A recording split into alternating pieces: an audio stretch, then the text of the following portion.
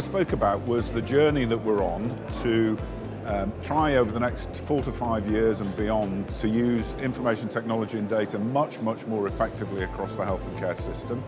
I described the the Paperless 2020 program. The Secretary of State talked about some of that at his speech in Expo a couple of weeks ago.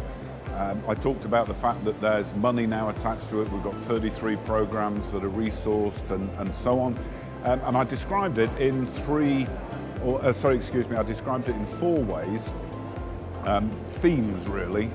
The first is around automating or putting much more technology into providers, hospitals, etc. Secondly, that we've got to get information to flow around the system. I described that as getting the NHS to talk to itself. Thirdly, I talked about data and better uses of data and balancing that with the need for public trust. And finally, I talked about digitizing the patient experience. So when you and I want to interact with the health and care system, we can start to do that in a more digital way like we can with most other industries in our everyday lives today. So the Secretary of State is a big proponent and fan of the use of technology to make the patient experience better, to make the clinicians and other people that work in the health and care system better, and as a result of doing that, that we can do much better as a health and care system to respond to the sort of demands that we've got because we're all living longer and we're having multiple diseases and so on, all the sorts of things that lots and lots of people know lots and lots about.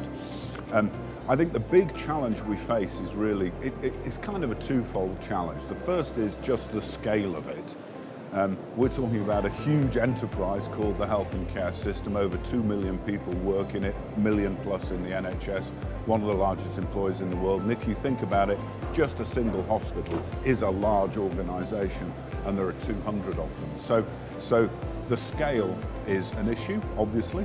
I think the second thing is that where are we today varies a lot. You can go to GP practices where the use of technology is very good indeed.